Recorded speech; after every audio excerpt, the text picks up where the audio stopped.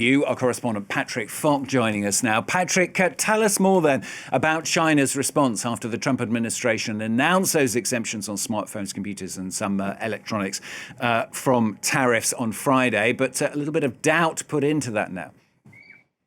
Yeah, that's right. I mean, China has welcomed the move and said it's a small step towards rectifying what it's described as this wrong practice by the Trump administration of imposing tariffs. There's also called on Washington to remove tariffs completely and move back towards a path of treating one another with mutual respect. That may be wishful thinking, though. As you mentioned just a moment ago, President Trump has said that there are new announcements that are on the cards. They could be announced as early as today. He's also said that his administration will launch an investigation into semiconductors and electronics as well. So there's going to be a lot of uncertainty because of that. His Commerce Secretary, Howard Lutnick, has also said that critical technologies from China are going to be subject to a new set of tariffs. He said these are special focus tariffs. So even though the U.S. Appears to be exempting different countries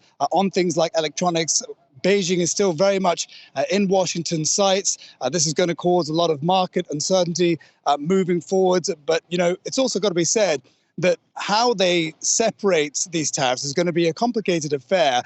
It's also really highlighted that, you know, American companies like Apple have been big beneficiaries of globalization, something the Trump administration appears intent on unwinding.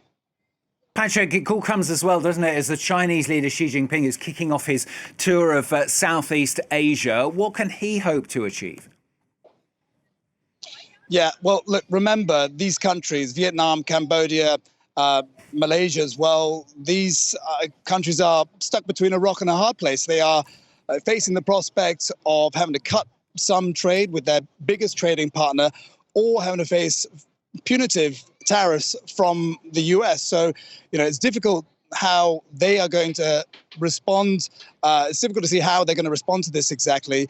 You know, they are in this position where they're going to have to do what's in their best interest. President Trump is going to be able to dangle some sweeteners. We know that he is in Vietnam to sign a whole host of deals, including deals on rail links. Vietnam has said that it wants to cooperate in areas like defense and technology and connectivity as well.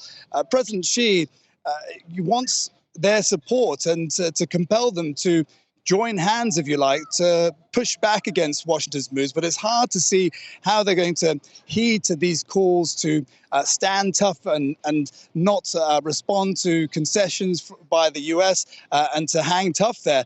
They are not going to want to be seen to be aligning too closely with the main target of the Trump administration's tariffs. Patrick, thanks very much. Patrick Fok joining us there for this week's edition of Asia View.